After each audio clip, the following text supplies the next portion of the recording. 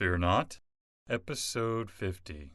Hi, I'm Billy Atwell, and I believe that consistently facing your fears is the only way to realize your truest self and to make those confident choices that will help you to obtain your deepest held hopes and dreams. I have faith that this podcast series will show you that you are not alone, that it will strengthen you and give you courage to face your fears, and that it will help you to permanently cross over into a life of living beyond your fears. Join me on this journey as we listen and learn from others as they share their experiences in facing and overcoming their own fears.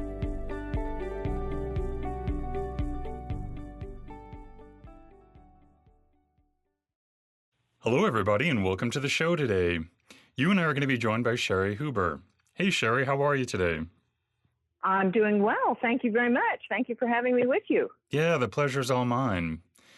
Cheri is the author of 20 books, including the Fear book, Facing Fear Once and for All, has been a student and teacher of Zen for over 35 years.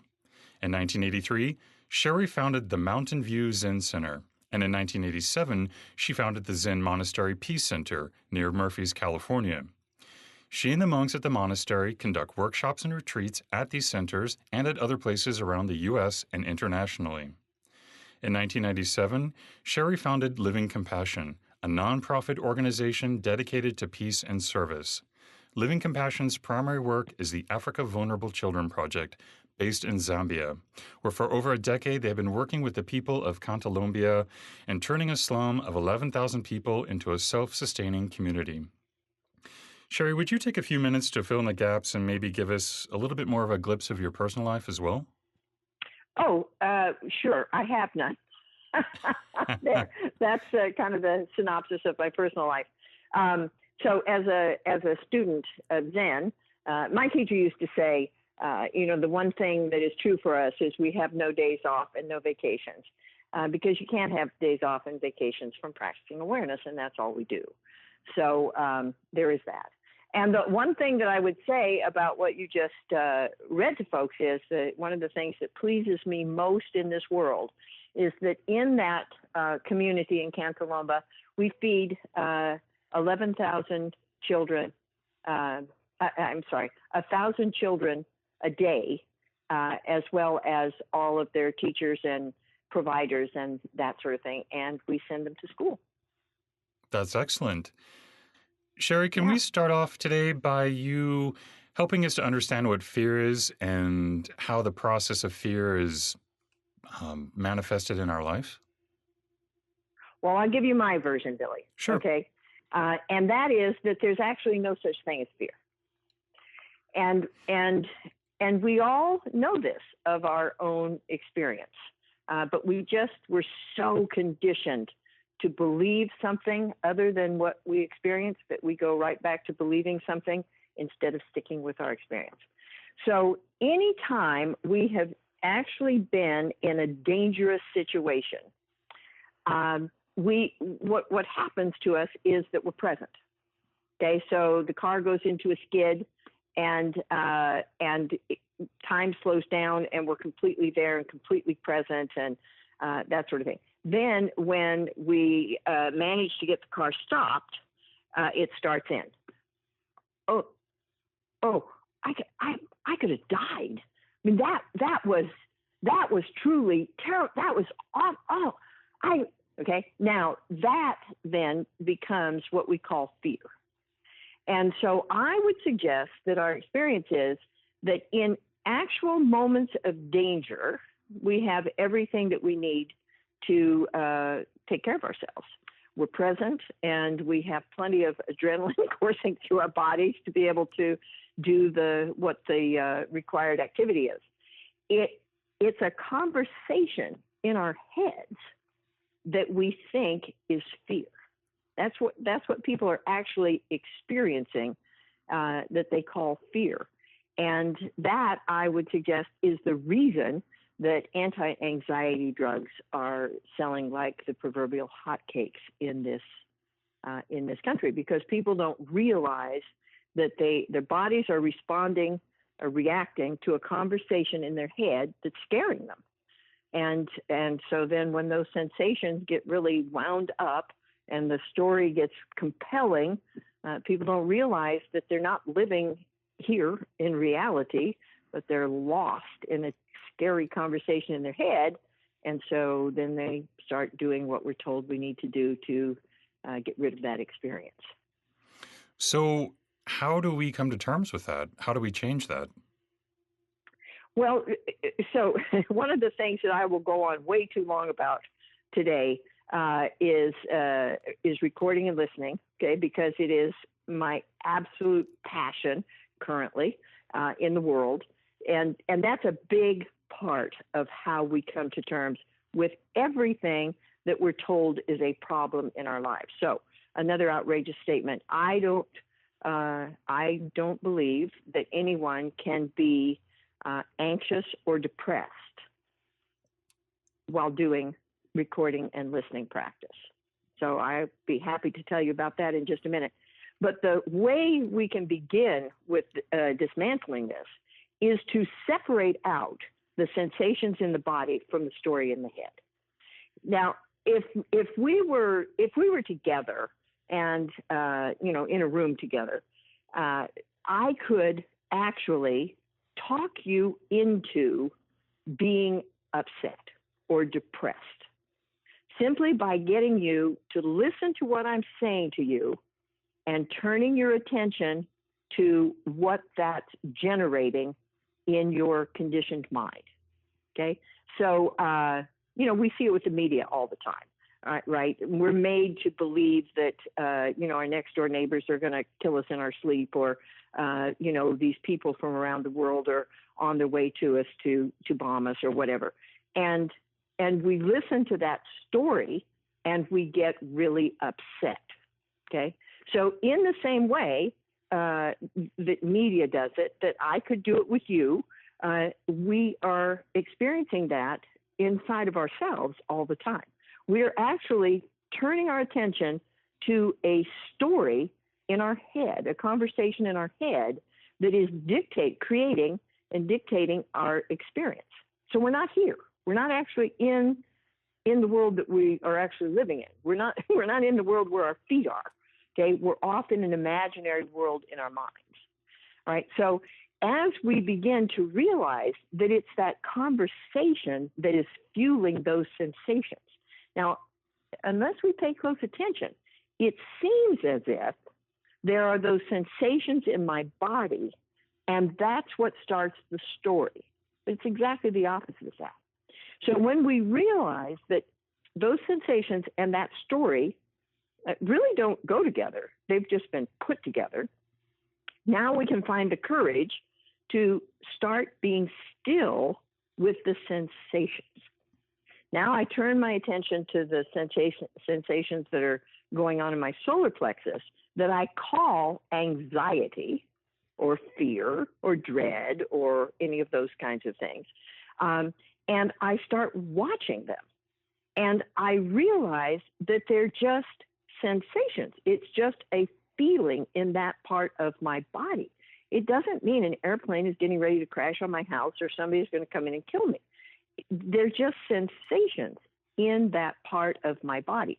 And if I sit still and I just keep breathing, which is really important, okay, I must keep turning my attention back to here, to being in the body, being with the breath. So the attention is no longer available to go to that story in my head, staying right here with my body. What I realize is the sensations just pass away. So now I can say all of that very quickly. And for most people, it takes a little longer to, first of all, get the hang of it. And second of all, prove to ourselves that that is what's going on, and that I don't need to take a drug to deaden those sensations. That's not a requirement at all. They are just sensations. It's like, you stub your toe and it hurts like a son of a gun for a little while, but eventually it passes away, right? And that is true with everything in life except the conversation in the head that makes it seem like things are happening that are in fact not happening. So could you maybe walk us through or, explain a little bit more in detail the recording and listening practice so that we can start to implement this in our lives? Absolutely. And by the way, we have a website that we've created called recordingandlistening.org, and it's all written out. And it explains in detail how to do this practice, gives tons of exercises and things that you can play with and suggestions about how to record. Now, I will say that the first thing that people hear is, I hate the sound of my own voice.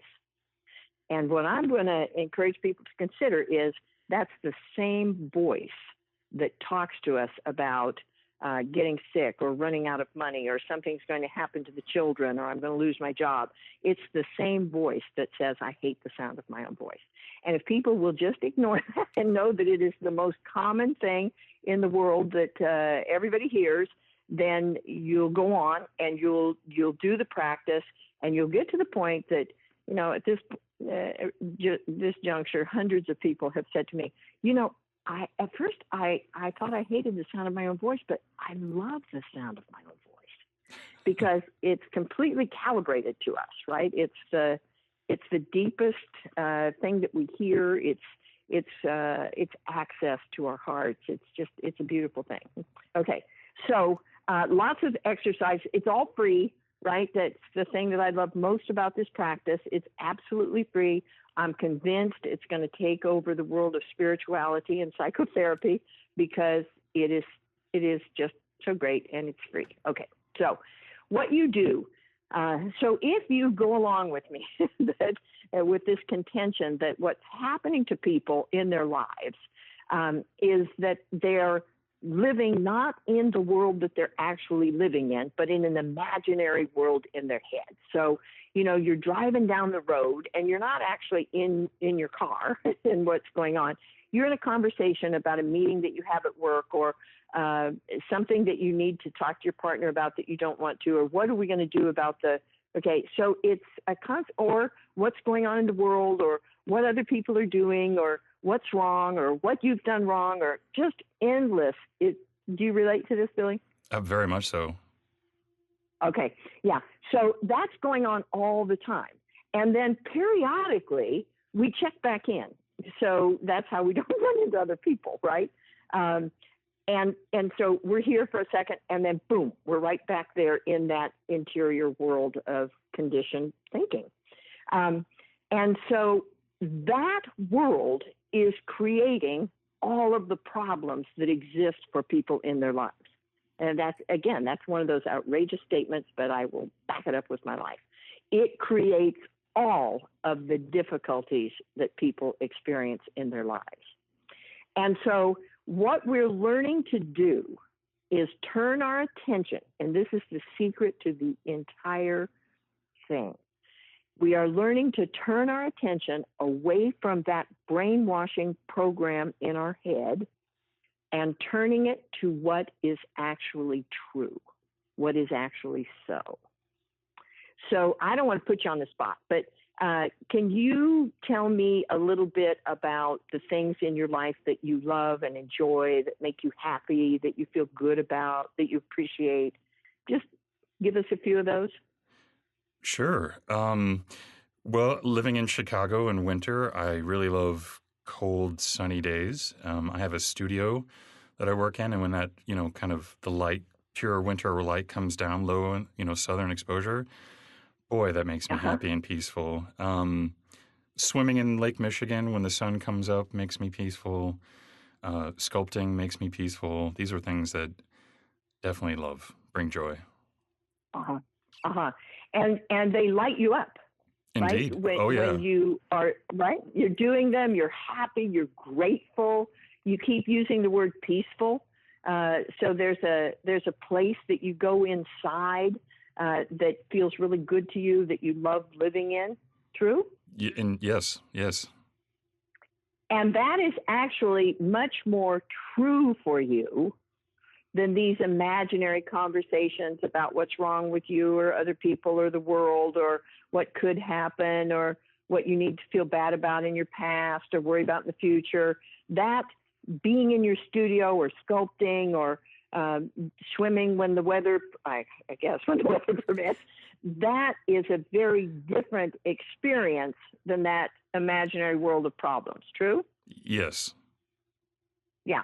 And so what we learn to do in recording and listening is to shift our attention from that imaginary world that does not exist, a world of problems, something wrong, not enough, as I like to call it, to what is here in your life, what is actually true for you. And what the voices in the head start screaming is, but that's not real, right? That's not real. What's real is there are real problems in your life. There are real dangers. No, they're not. When they are real, then you'll be here in this moment where they're happening and you'll be able to deal with them. Just like when the car skids out of control on the ice, you're here and present and able to respond in a way that actually takes care of you. Okay? So we make recordings that are just like what you said. So, what's it like to be sculpting? What is that like? What happens to your body? What happens to your heart? What's it like to be doing that with your hands? What do you see in your mind as you're doing that? What's your experience of watching something come into creation that on a deep level you're not actually doing, but it's just unfolding and it's a surprise to you, and you can look at it and it's beautiful and there's no ego involved? Can you relate to what I'm saying? You almost perfectly hit that on the tip of the nail there. Yeah. It's good. Go ahead. Oh, I was going to say, it's very, it's one of the very few experiences where I really understand the concept of being in the present, and then I'll catch myself and look at what I've done, and I'm like, whoa, how did I do that? Yeah. Yes. Yeah. Yes. And there is that feeling of realization that I didn't. So we talk about it as life. Life sculpts through you. You mentioned the books that I've written, and I always say to people, I didn't write those books. My job is to put my hands on the keyboard. And then the intelligence animating me simply says what it wants to say, right? And I do the physical part, because that intelligence uses this form to bring into existence, right? And with the sculpting, you have a perfect experience of that, right? The intelligence, the wisdom that's animating you, guides you in that sense of what you want to work on next. It just drops in and you see it, and you go to work on it, and you're just guided every step of the way. And everybody who we read about, the great masters, the geniuses, they talk in this exact same way. Not that you may be a genius and a master. I'm not putting myself in that category. But they talk about it the same way. It's a gift. It just comes through. It's not my little ego. My little ego is the one saying, well, you can't do that, or that's not good, or nobody's going to want to, right? Yeah. So, So what you're doing is making recordings that help you remember who you are and what is true for you. And you listen to those recordings instead of the recordings in conditioned mind, and listening to those recordings about your life, bring you here into this moment. And when you're here in this moment, there's an insight. It just drops in. Wow, okay. I never saw that before. So right? And I'm betting you live for those aha moments. Is that true? I was about to say, I live for those moments. I live for those moments. That's exactly right. Yes, because I know that, because you wouldn't be doing what you're doing otherwise, right? Yeah. And because that's why we do this, because it positions us to be in a place where we can receive that intelligence, that wisdom. We can feel it coming through us, so it's there for us. So you record those, and you record how delightful it is to go for a walk on a beautiful day. If you have a dog or what that's like. If you have a family, what's that like? What do you like? What do you love most about the people that you love? Those kinds of things. And we listen to those instead of that negative, nasty, fear-mongering rant in conditioned mind. So it changes our lives. Yeah, I would imagine so. So when you make those recordings, you just sort of turn to them in those moments where you need to readjust your point of view, or? Oh, no. No, I listen to them all the time. All the time. So people will say to me, well, how much of the day do you need to listen to those? And so I like to compare it to, say, for some reason you decide that you want to speak Cantonese, and I'm guessing you don't. How much time in your day would you need to spend on your Cantonese in order to become fluent? And it's not going to be 10 minutes in the morning, right? I mean, it might be fun to spend 10 minutes in the morning, 10 minutes in the evening, but you're never going to do more than learn a couple of sounds, right? And so if you really, it's like you're sculpting, how much time do you practice that? Well, the amount of time that you practice with that is the amount of return that you're going to get. Mm-hmm. So if you really want to live in the present, then you will be in communication with the present all the time. And that's what it is. It's a communication with what we call this here now, right? So you're training yourself to be where you are, to look around and see what's around you rather than what's going on in conditioned mind. So you're here. You see the trees. The trees are, the boughs are blowing in the wind. The sky is gray. The clouds are this way. You're here, right? That's what we're training ourselves for. And increasingly, all spiritual types, religious types, have some form of mantra.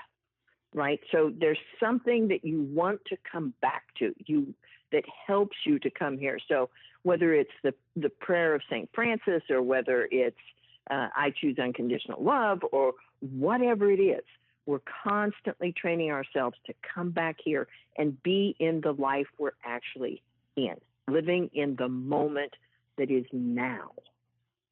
So is it best to use these recordings and to stop what you're doing and focus, or is it enough to have it like constantly in the background, sort of subliminally, or?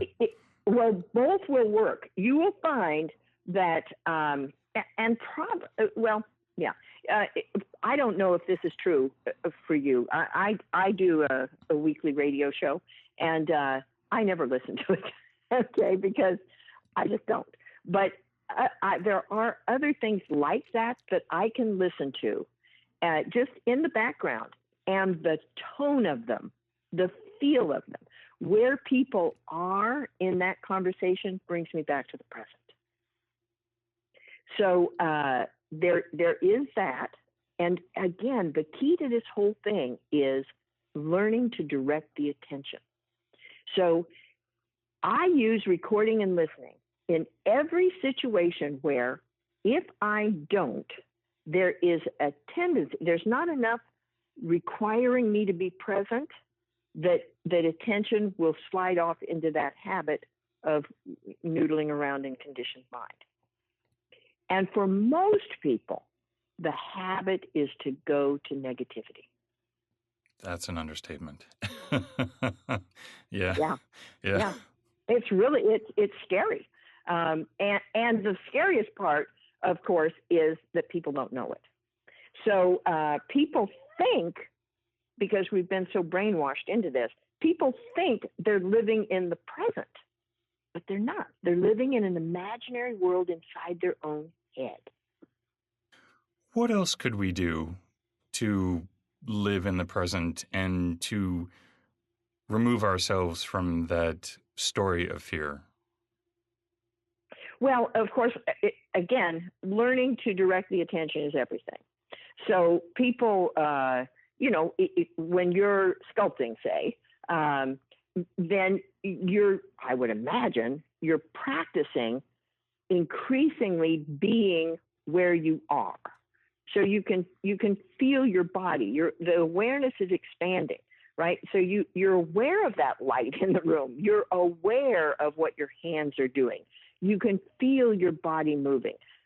Instead of, I'm sculpting, but I'm thinking about what I'm going to do next week when blah, blah, blah.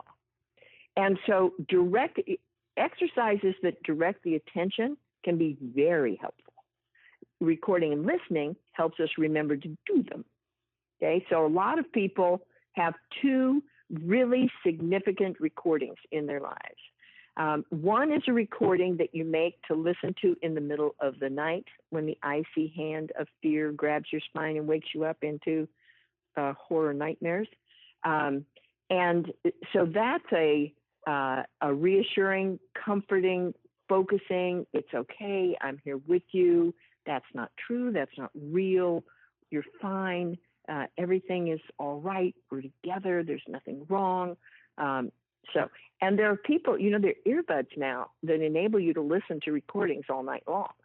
And sometimes people will put that sort of, a way to get to that is, what would you say to a small child who woke up with a nightmare? Okay, whatever you would say to a small child who woke up with a nightmare is what you need to hear under those circumstances, right? Yeah. And so you just make that recording, and people will listen to it all night long. And what they report is that they'll often wake up kind of into a favorite part of the recording, that their dreams are much more pleasant. They don't go into those nightmare places any longer. And they wake up in a much better place in the morning. So that's one recording that's really important for people. To have right there when those demons of fear, come at you and try to scare you to death. And then the other one is a morning recording, because what happens, so I have one of the other books, my other books is called the Depression Book, because I have a history. I come from a long line of depressed people. And so that's been a huge part of my practice is depression. And what happens with people who are depressed, one of the things is that they don't sleep like normal people. And so we tend to be much more at a surface level all night long.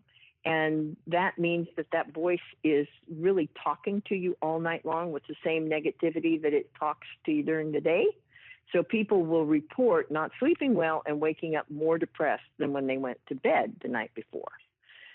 So we change that. The first part of that is having the recording that we listen to all night long that tells us the truth about who we are in our lives. And then we have one that we listen to in the morning that is a reminder of this is who we are. This is what life is like. This is what's important.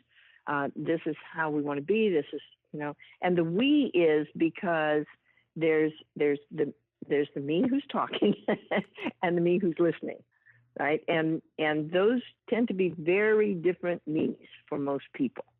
And so there's a younger, more vulnerable part who is really victimized by these negative voices, and then there's the wiser. I'm a Buddhist, so we would call it the Buddha mind, or it would be Christ consciousness, or it would be whatever is that wisdom, love, and compassion that is possible for us. That's the relationship. We often call that voice the mentor, and so it's the one that we turn to, the unconditionally loving presence that can reassure us and comfort us and help us to grow into that possibility for ourselves, rather than being stuck in that victimized place. So we wake up in the morning to that, and it can be as playful. Some people will put a song on it. They have a song they sing first thing in the morning. Some people jump out of bed and dance to their song, or whatever it is that shakes off that negativity, gets us here and aware of what is true for me and my life. And that's how we start into the day. Cheri, if someone wants to connect with you, what's the best way for them to do that? We we have we kid that we will actually come into your home after you if you'll let us. That's the level of support that we offer people. And so there's the weekly radio show, the Living Compassion website, livingcompassion.org, just has tons of things. We have 13 years of archives of the radio show that I mentioned, and they're available to people. You can just listen to them. We have a history of all the work in Africa if people are, drawn to that kind of thing. And of course, we have retreats. We have a lot of technology-based kinds of programs that we do.